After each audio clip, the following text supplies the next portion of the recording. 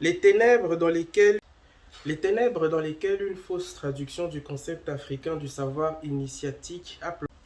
Les différences dans lesquelles une fausse traduction Les ténèbres dans lesquelles une fausse traduction du concept africain du savoir initiatique a plongé le peuple noir sont telles que peu de gens réalisent les différences fondamentales qui existent entre la sorcellerie et le kindoki. Pourtant, discerner ces différences est le seul moyen de rétablir la vérité et d'aider l'âme africaine à percevoir les valeurs nègres sous leur vrai jour. En effet, on ne peut pas voir les valeurs africaines pour ce qu'elles sont si on ne dépasse pas la perception occidentale de la spiritualité qui est largement reconnue aujourd'hui dans nos nations. Et je venais de vous lire un extrait de Vaincre la sorcellerie en Afrique de Kiatezua Lubanza Dioluya Luka, que je salue parce que cette œuvre permet aux gens de faire la différence, comme je venais de le lire, entre la sorcellerie, ce qu'elle est vraiment, et ce que représente le Kindoki. Parce que le Kindoki n'est pas essentiellement, pas du tout, de la sorcellerie. Le Kindoki représente la science initiatique. Et je suis un peu mal à l'aise parfois avec ce genre de mots parce que on a parfois l'impression qu'on essaye d'aller vers des sujets qui sont farfelus, alors que la science, l'animisme, qui est une perception, une philosophie très mal notée, eh ben, n'est pas dépourvue de sens.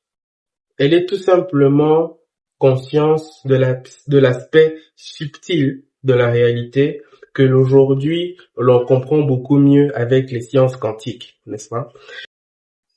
Il est évident par sa nature que le Kindoki vise le développement des potentialités immenses de l'être.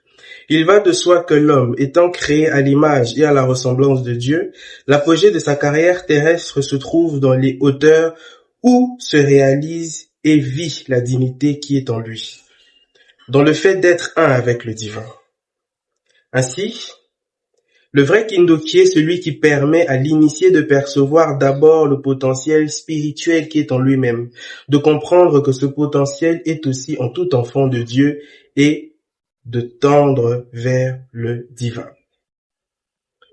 Vaincre la sorcellerie en Afrique, une étude de la spiritualité en milieu Congo de Kiatezua Lubanza Dioluya Luka. Alors, j'aime beaucoup ce livre, j'aime beaucoup cet auteur parce que il est sur un sujet majeur pour la renaissance africaine. Il s'agit ici de faire comprendre à nos frères et sœurs africains que la sorcellerie et toutes ces mauvaises choses qui peuvent être utilisées dans le contexte, n'est-ce pas, de nos sociétés, n'ont rien à voir avec le véritable Kindoki, la véritable science africaine, la connaissance de soi, la connaissance de l'humain, telle que nos ancêtres la comprenaient depuis assez très longtemps, n'est-ce pas? Donc, il faut absolument faire cette différence pour que, comme je le dis dans les autres vidéos, nous soyons capables de renouer avec notre culture, arrêter avec la rupture culturelle qui nous empêche de faire bon nombre de choses dans nos sociétés, dont la gestion et l'exploitation correcte de nos terres. Pourquoi? Parce que devinez qui sont souvent vus comme des sorciers? Les paysans. Les paysans que beaucoup ne veulent plus approcher, que beaucoup redoutent, tout simplement parce que ceux-ci sont redoutés comme étant des sorciers. Une fois que nous avons renoué avec notre culture et que nous sommes de nouveau à l'aise avec notre identité d'Africains et que nous comprenons exactement ce qui se passe, d'où l'utilité de ce livre, nous savons exactement comment réagir et nous comprenons avec lucidité ce qui se passe lorsque nous sommes sujets à des phénomènes bizarres qui sont liés à la sorcellerie. Mais cela doit absolument arrêter d'entacher notre culture, notre identité. Parce que le Kindoki, le Kingunza et toutes les autres expressions de la culture africaine ne sont pas des représentantes du diable. Absolument pas.